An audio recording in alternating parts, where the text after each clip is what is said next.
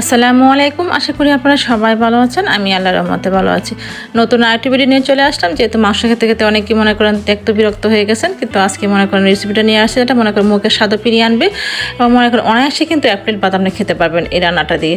এটা কিন্তু শুটকি রান্না দেখিয়েছি। আজকে শুটকিটা মনে করেন একটা অন্যরকম শুটকির, শোল মাছের শুটকি। আমি কিন্তু বাসায় তৈরি করি কিন্তু আমি তৈরি করে খাই, যেহেতু শুটকি খেতে পছন্দ করি। আর শুটকিটা কিন্তু আসলে শরীরের জন্য খুবই ভালো আর মুখের স্বাদের জন্যও কিন্তু ভালো।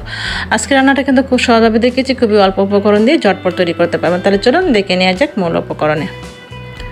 এই তো চুলায় দিয়ে দিলাম এখানে সরিষা তেল, দিয়ে দিলাম এখানে 1/3 কাপ পরিমাণ, পেঁয়াজ দিয়ে দিলাম এখানে 1/2 কাপ পরিমাণ, রসুন দিয়ে দিলাম এখানে প্রায় মনে করেন 1 কাপের থেকে একটু কম হবে, মানে 1/2 কাপের থেকে একটু বেশি হবে, প্রায় মনে করেন যে 150 গ্রামের মতো হবে। রসুন দিয়ে দিলাম, দেশি রসুনটা ব্যবহার করেছি। এভাবে কিন্তু একটু হালকা ব্রাউন কালার করে ভেজে নেব। আর শুটকি রান্নার ক্ষেত্রে কিন্তু মেন জিনিস হলো মনে করেন যে রসুনটা যদি ভালো হয় তাহলে শুটকি রান্নাটা কিন্তু ভালো হবে। অবশ্যই চেষ্টা করবেন দেশি রসুন রান্না করার জন্য। আর এরপর যে শুটকি মাছ নিয়েছি, এখানে শোল মাছের শুটকি নিয়েছি, এটা কিন্তু ভালো করে ধুয়ে পরিষ্কার করে তারপরে কিন্তু রোদে শুকিয়ে নিয়ে কেটে তারপরে মনে করেন একটু হালকা গরম কুসুম পানি দিয়ে ভিজিয়ে রেখেছি প্রায় 1 ঘন্টা পরিমাণ। তারপরে মনে করেন ছোটো ছোটো করে নিয়েছি। এরপর যে দিয়ে দিলাম এখানে 1/2 কাপ পরিমাণ মনে করেন যে শুটকিটা প্রায় 1/2 কাপ হবে। আর দিয়ে দিলাম 1 টেবিল চামচ পরিমাণ এখানে দিয়ে দিলাম লাল মরিচের গুঁড়া, 1 চামচ দিয়ে দিলাম এখানে হলুদ গুঁড়া, দিয়ে দিলাম 1 চামচ পরিমাণ লবণ গুঁড়া, আর দিয়ে দিলাম এখানে প্রায় 3 থেকে 4 টেবিল চামচ পরিমাণ রান্নার রেগুলার পানিটা দিয়ে একটু ভালো করে একটু বুনিয়ে নিতে হবে। যেহেতু মনে করেন মশলা কাঁচা স্মেল আছে পেঁয়াজ এবং রসুনের, সেটা কিন্তু অবশ্যই কিন্তু ভালো করে রান্না করে নিতে হবে।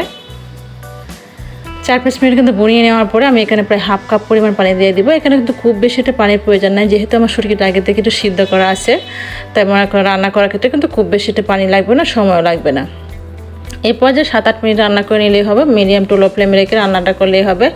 যখন মনে মাখা অবস্থা হয়ে যাবে সেই পর্যায়ে মনে করেন এখন দিয়ে দিবেন 5-6টা কাঁচামরিচ মাঝখান দিয়ে ফালি করে, এতে করে সুন্দর একটা ফ্লেভার আসবে, কালারটা মনে করেন যে সুন্দর আসবে, খেতে কিন্তু ভালো লাগবে। আর যা জাল খেতে পছন্দ করেন সে অনুযায়ী এখানে জালটা একটু বেশি বাড়িয়ে দিতে পারেন, অথবা কাঁচামরিচের পরিমাণটাও কিন্তু বাড়িয়ে দিতে পারেন। এইভাবেই মনে করেন হালকা লো ফ্লেমে রেখে একটু 2-3 মিনিট ঢাকনাটা রেখে সার্ভ করে দেখাবো।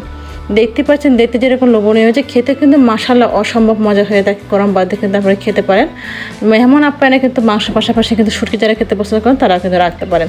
তাহলে আজকের ভিডিওতে আমার কাছে ভালো লাগে প্লিজ আমার চ্যানেল সাবস্ক্রাইব করে একটা লাইক দিয়ে পাশের বেল আইকনটা ক্লিক করে আমার পাশেই থাকবেন। তাহলে আজকের মতো আমি এখানেই বিদায় নিচ্ছি।